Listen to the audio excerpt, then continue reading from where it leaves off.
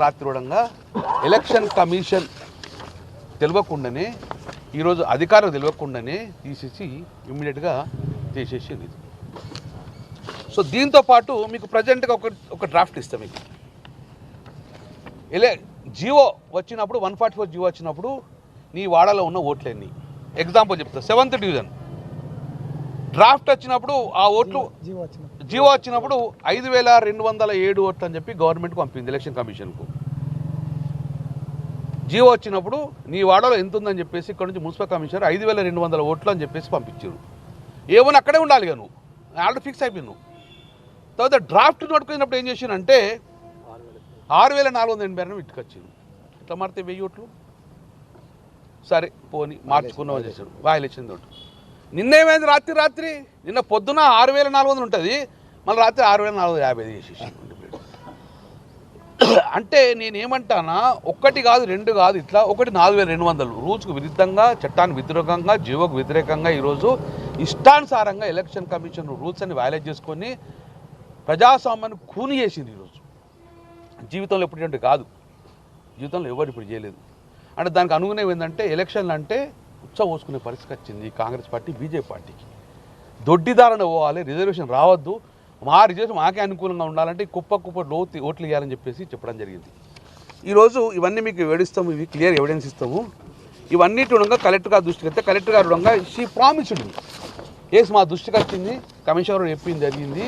Commissioner గారు కూడా దీన్ని అన్ఫ్రీజింగ్ చేసి ఎలక్షన్ కమిషనర్ చేసి దీన్ని మాడిఫై చేయమని చెప్పింది. నేను కంపల్సరీ అన్ఫ్రీజ్ చేస్తామని చెప్పేసి మాకు నమ్మకం ఉంది. We have a lot of confidence and we have lot of trust on collector గారు. షీ మేబీ రెక్టిఫై, కానీ దోషులకైతే శిక్ష పడాలి కదా. నేనేమంటాను మేడం, ఎఫ్ఐఆర్ ఇష్యూ అయింది. ఫస్ట్ ఎఫ్ఐఆర్ ఇష్యూ నుంచి ఎవరైతే కల్పిట్స్ ఉందో టేక్ ఇమ్మీడియట్ క్రిమినల్ యాక్షన్ తీసుకోండి వాళ్ళ మీద. అది మా ప్రధాన డిమాండ్. సో రేపు టైం ఇచ్చింది మేడం గారు, రేపు మళ్ళీ 4 o'clock మళ్ళీ వస్తాం. రెక్టిఫై అవుతుందా కాదా, కాకపోతే డెఫినెట్గా టీఆర్ఎస్ పార్టీ పోరుబాట పెడతాము. డెఫినెట్గా ఇది రెక్టిఫై అయ్యేదాకా ఎలక్షన్ కమిషన్ నోటీస్ ఇస్తాము, దోషం శిక్ష పడేదాకా మేము యాక్షన్ తీసుకుంటాం. ఇక ఇది మీకు కాపీ ఇస్తాం, డైరెక్ట్ రిస్ట్రిక్షన్ ఇవన్నీ ఒక కాపీ తీసుకొని గ్రూప్లో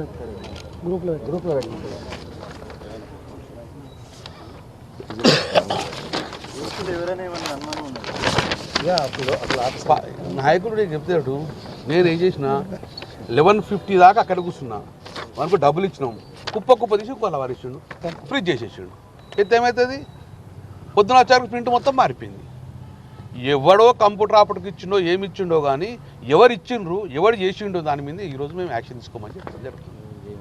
ఎవరు చేయమన్నాడు, ఎవరు చేయించారు, ఎందుకోసం ఏం కారణం ఉన్నది నాకు తెలిసిన ప్రకారము. నా ఎగ్జాంపుల్ నాయ లేపుతాను. ఎవడు ఈ కాన్స్టిట్యున్సీకి ప్రథమ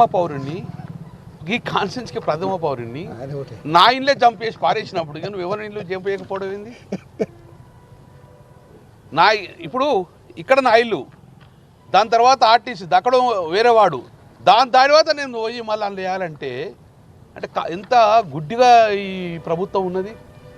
నేను ప్రధానంగా గవర్నమెంట్ డిమాండ్ చేస్తున్నా, ఈ ఎలక్షన్ స్థానిక సంస్థల ఎన్నికలు ప్రభుత్వం కనుసగలో జరుగుతాయి కాబట్టి ఇమ్మీడియట్ యాక్షన్ తీసుకోరు, ఎవరి విజేతం చేసుకోరు. లేకపోతే మీరు ఎలక్షన్ కమిషన్ రూల్స్కి వ్యతిరేకంగా చేసిన కాబట్టి మీరు ప్రజాస్వామ్యాన్ని కూని చేసుగా భావిస్తుంది.